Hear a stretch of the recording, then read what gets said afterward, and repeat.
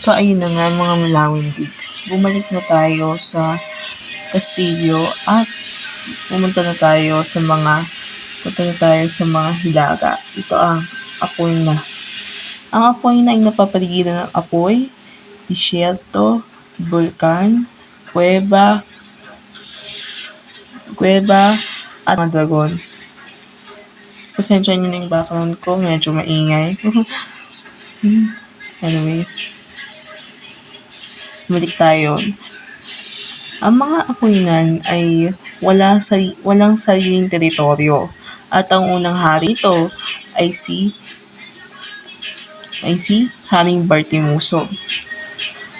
Si Haring Bartimuso ay mabait, ngunit noong namatay ang kanyang asawa dahil sa Eterianan na prinsipe na pumatay dito, ay binigay sa kanya ang piece of territory ng Eteriana. Binigay sa kanya ito ni Adriana.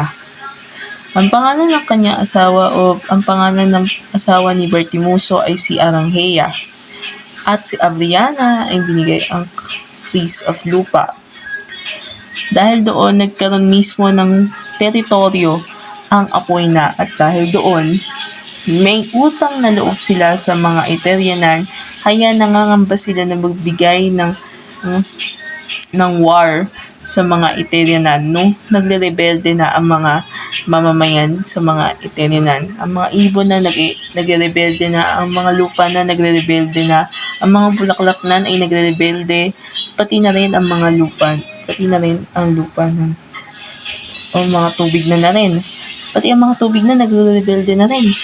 Kaya sila ay nangangamba dahil nga baka magalit sa kanila si Adriana. Sumunod, nagkaroon ng anak sina Aranghea at si Bartimuso. Namatay si Bartimuso sa pagkatanda habang ang pumalit naman sa kanya ay ang kanyang anak na si Arvaco. Si Arvaco ang ama ni Hagorne at ang asawa naman nito na si Argenea. Si Hagorne ay sumunod sa kanila at naging reyna nito si Ilasari sa Bulaklak na. Namatay, kung napapansin nyo, hindi ko na sinasabi kung paano namatay si Arvaco.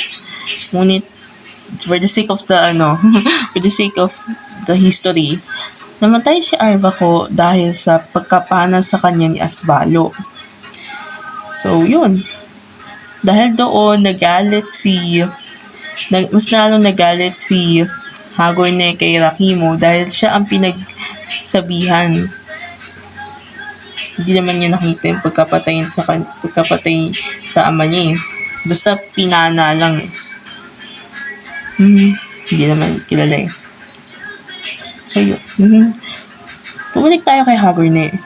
Lahat ginawa ni Hagorne upang mahanap ang anak nila ni Ilasari na si Deshnaiya.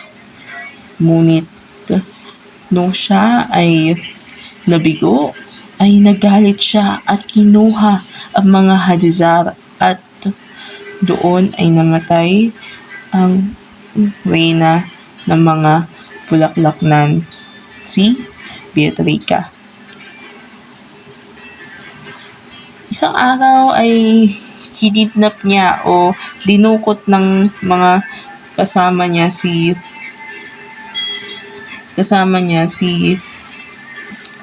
Iral, ang kanyang apo kay Annalisa.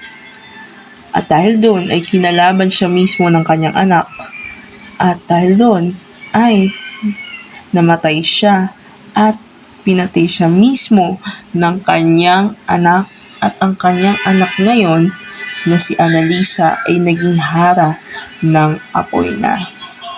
Yun lamang at paalam.